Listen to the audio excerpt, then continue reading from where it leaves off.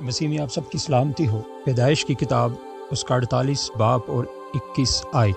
اور اسرائیل نے یوسف سے کہا، میں تو مرتا ہوں لیکن خدا تمہارے ساتھ ہوگا اور تم کو پھر تمہارے باپ دادا کے ملک میں لے جائے گا۔ آمین۔ عمر رسیدہ یعقوب کے انتقال کی گھڑی آ گئی تھی۔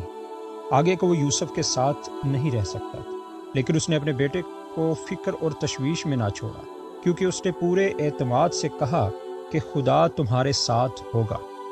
جب ہمارے عزیز ترین رشتہ دار یا انتہائی ہمدرد دوست آسمانی وطن کو چلے جاتے ہیں تو ہمیں یہ سوچ کر تسلی پانی چاہیے کہ خداوند ہم سے جدا نہیں ہوا بلکہ ہمیشہ تک ہمارے ساتھ ہے۔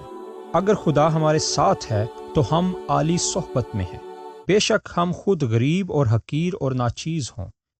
اگر خدا ہمارے ساتھ ہے تو ہمیں ہر کام کرنے کی قوت حاصل ہوتی ہے، کیونکہ خداوند کے لیے کوئی کام ناممکن یا مشکل نہیں۔ اگر خدا ہمارے ساتھ ہے تو ہم ہمیشہ محفوظ ہوتے ہیں، کیونکہ جو اس کے سائے تلے رہتے ہیں کوئی انہیں نقصان نہیں پہنچا سکتا۔ ہمیں کیسی خوشی حاصل ہے، نہ صرف یہ کہ خدا ہمارے ساتھ ہے بلکہ وہ مستقبل میں بھی ساتھ رہے گا۔ وہ فردن فردن ہمارے ساتھ ہے، وہ ہمارے خاندانوں کے ساتھ ہے، وہ کلیسیا میں ہمارے ساتھ ہے۔ کیا یسوع کا نام ایمینول نہیں، یعنی خدا ہمارے ساتھ نہیں؟ کیا اس سے کوئی اچھی بات ہو سکتی ہے کہ خدا ہمارے ساتھ ہے؟ آئیے ہم دلیری سے ہمتاً مصروف کار اور خوش دلی کے ساتھ پر امید رہیں۔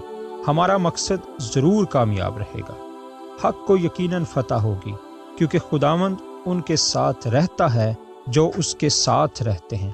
آج ہر کاری اس وعدے سے خوش رہے، اس سے زیادہ خوشی و شادمانی ممکن ہی نہیں۔ آمین۔